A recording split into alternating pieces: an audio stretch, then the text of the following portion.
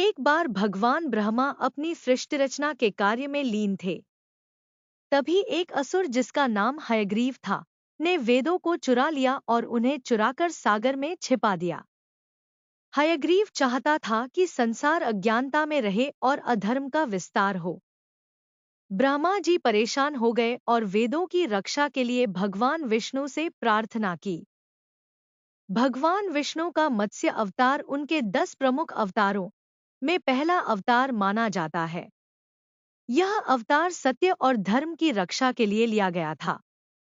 यह कथा हमें धार्मिक ग्रंथों में मिलती है और इसका उल्लेख विशेष रूप से श्रीमद्भागवत महापुराण और अन्य पुराणों में है।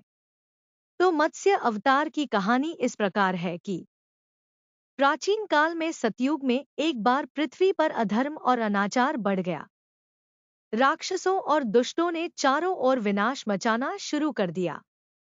उस समय राजा सत्यव्रत बहुत धर्मपरायण और ईश्वर भक्त राजा थे। एक दिन वे नदी में जल से स्नान कर रहे थे और भगवान की पूजा कर रहे थे। जब राजा सत्यव्रत जल में अंजलि भरकर भगवान को अर्पण कर रहे थे, तभी उनके हाथ में एक छोटा सा मछली का बच्चा आ गया। वह मछली बहुत छोटी और प्यारी थी। राजा ने उसे जल में वापस छोड़ना चाहा, पर मछली ने कहा, हे राजन, मुझे यहाँ न छोड़े। बड़ी मछलियाँ मुझे खा लेंगी। कृपया मेरी रक्षा करें। राजा सत्यव्रत को दया आ गई और उन्होंने उसे अपने कमंडल में डाल लिया। मछली तेजी से बड़ी होने लगी।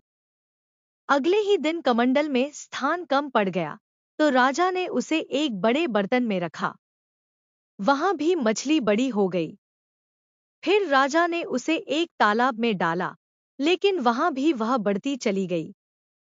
अंततः राजा ने उसे समुद्र में छोड़ने का निर्णय लिया। जब मछली समुद्र में भी विशाल हो गई, तब राजा सत्यव्रत समझ गए कि यह कोई साधारण मछली नहीं है। तभी मछली ने भगवान विष्णु के रूप में प्रकट होकर कहा, हे राजन, मैं विष्णु हूँ। मैं पृथ्वी की रक्षा के लिए मत्स्य रूप में आया हूँ। जल्दी ही एक प्रलय आएगी, जिसमें सारा संसार जलमग्न हो जाएगा। उस समय तुम एक नौका तैयार रखना।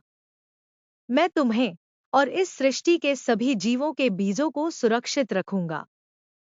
भगवान विष्णु के निर्देशानुसार राजा सत्यव्रत ने एक विशाल नाव तैयार की।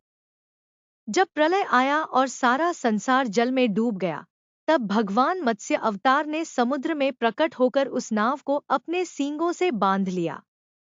नाव में राजा सत्यव्रत, सप्तऋषि, जीवों के बीज, औषधियां और वेद सुरक्षित रखे गए। भगवान ने उन्हें प्रलय के अंत तक सुरक्षित रखा और फिर नई सृष्टि का आरंभ किया। मत्स्य अवतार यह सिखाता है कि जब अधर्म और अज्ञान बढ़ता है, तो भगवान अपनी सृष्टि की रक्षा के लिए अवतार लेते हैं।